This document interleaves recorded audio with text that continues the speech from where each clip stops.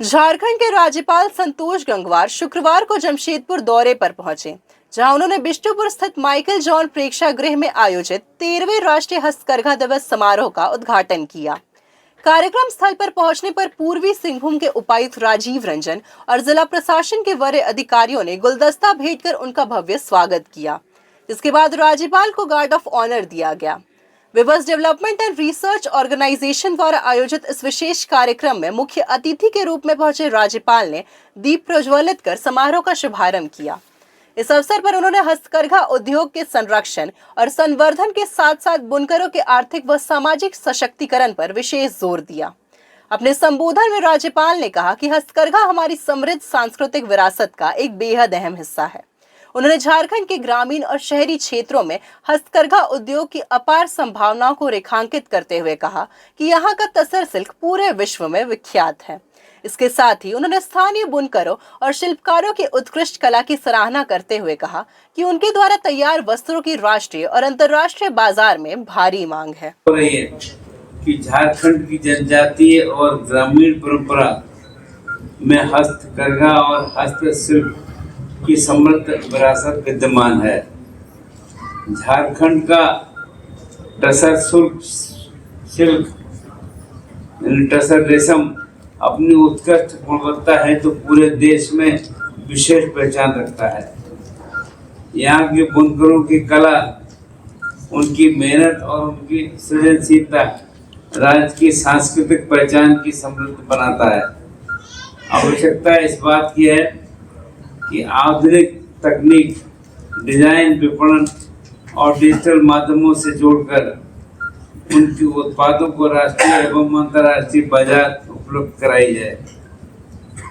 सार्वजनिक जीवन में लंबे समय तक कार्य करने के दौरान मुझे बुनकर समाज के बीच जाकर उनकी समस्याओं को निकट से समझने का, उनके हितों के लिए कार्य करने का मुझको अवसर मिला और मुझे प्रसन्नता है कि भारत सरकार ने मुझे वस्त्र मंत्री, टेक्सटाइल मिनिस्टर के रूप में काम करने का सौभाग्य भी प्राप्त हुआ।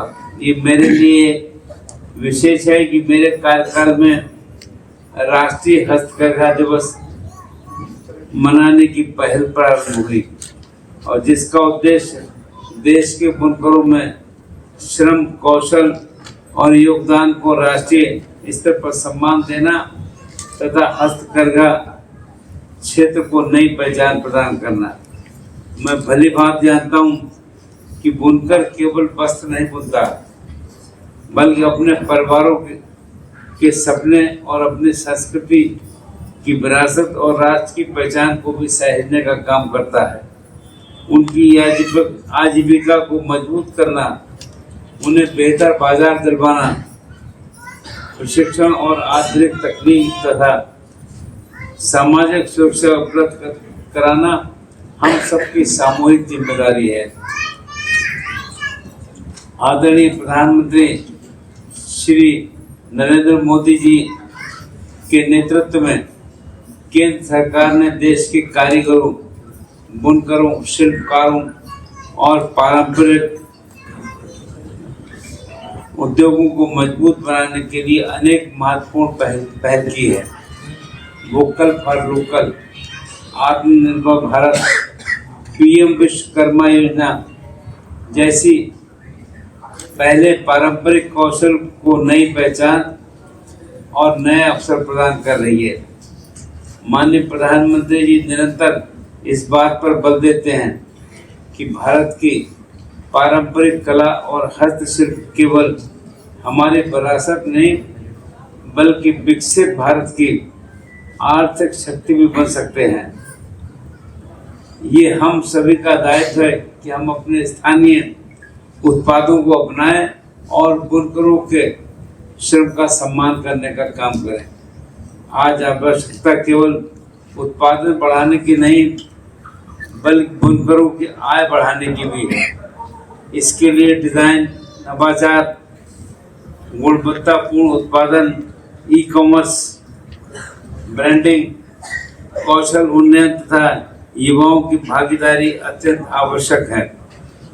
यदि हमारी नई पीढ़ी इस क्षेत्र से जुड़ेगी तो हस्तकरघा उद्योग नई ऊर्जा के साथ आगे बढ़ेगा और रोजगार के नए अवसर भी सृजित होने का काम होगा। मुझे विश्वास है शैक्षणिक संस्थान, उद्योग जगत, स्वयंसेवी संगठन तथा सरकार मिलकर बुनकरों के लिए ऐसा अनुकूल वातावरण तैयार करेंगे जिससे परंपरागत उद्योग और मजबूत होने का काम करेगा। विशेष रूप से महिलाएं एवं ग्रामीण युवाओं के लिए हस्तकरघा क्षेत्र आत्मनिर्भरता का एक प्रभावी माध्यम बन सकता है। मैं विशेष रूप से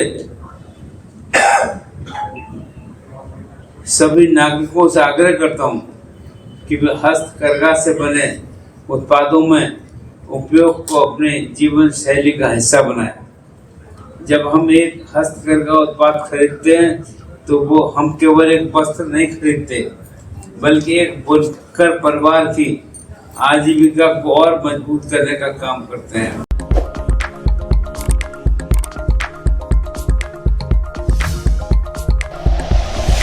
like and share videos, subscribe करें हमारा चैनल और प्रेस करें बेल आइकॉन।